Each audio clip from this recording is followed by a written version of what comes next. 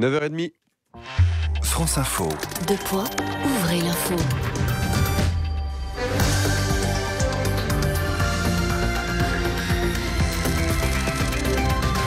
Jean-Christophe Martin pour l'info, évidemment principale information de la matinée, Bernard Cazeneuve, Premier ministre. Et les choses se sont accélérées depuis 1 heure à l'Elysée. On connaît donc le successeur de Manuel Valls à Matignon pour ce qui va être la dernière ligne droite du quinquennat. Bernard Cazeneuve, le ministre de l'Intérieur, prend le relais, annonce faite il y a quelques minutes dans la foulée de la démission de Manuel Valls, qui lui-même annonçait hier soir sa candidature à la présidentielle. Louise Baudet, on vous retrouve. Bernard Cazeneuve, c'est l'un de ceux qui étaient pressentis pour succéder à Manuel Valls. Oui, Bernard Cazeneuve, le couteau suisse d'une loyauté absolue. Il est bon partout. Il compte abandonner la politique après 2017.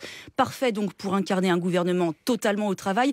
Incarner aussi le souci de protéger les Français. Priorité absolue des 5 mois qui viennent. Alors Bernard Cazeneuve va-t-il cumuler les fonctions de Premier ministre et de ministre de l'Intérieur? Avoir une jambe place Beauvau et une autre à l'hôtel Matignon? Peu probable, mais sait-on jamais. Des noms circulent en tout cas pour le remplacer, notamment celui de François Rebsamen, maire de Dijon, ancien ministre et fidèle de François Hollande. Le gouvernement sera-t-il d'ailleurs estampillé hollandais pur jus avec le départ de certains ministres jugés trop proches de Manuel Valls? Réponse dans les heures qui viennent. Et c'est donc hier soir à Évry, dans son fief électoral, que Manuel Valls officialisait sa candidature à l'Elysée. Candidature placée sans surprise sous le signe du rassemblement d'une gauche pour l'instant atomisée entre de multiples candidatures avec ou sans primaire. L'info du matin, c'est donc que Bernard Cazeneuve va lui succéder à Matignon. Bernard Cazeneuve qui vient d'être chargé de former le prochain gouvernement avant le Conseil des ministres demain. Et puis c'est seulement la 4e fois en 20 ans que ça arrive. La circulation alternée à Paris pour lutter contre la pollution persistante. Aujourd'hui, seuls les véhicules avec un numéro pair sur la plaque d'immatriculation peuvent circuler à Paris et dans les 22 communes concernées de la Petite Couronne.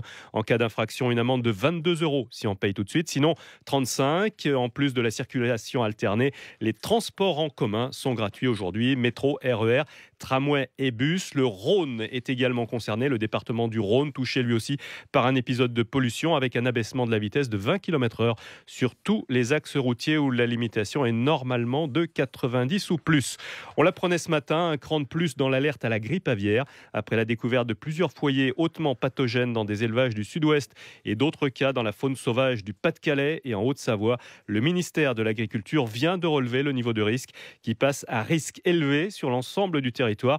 Le ministère qui parle d'évolution rapide de la situation en France et dans plusieurs pays d'Europe et qui justifie la mesure par la dynamique de propagation du virus. La Russie et la Chine disent à nouveau non à une trêve pour Alep en Syrie. Double veto de Moscou et Pékin au Conseil de sécurité de l'ONU, ce qui enterre ce nouveau projet de trêve humanitaire alors que la partie rebelle d'Alep reste écrasée sous les bombes avec des dizaines de milliers de civils toujours pris au piège dans une situation humanitaire de plus en plus désespérée. Jean-Christophe Martin.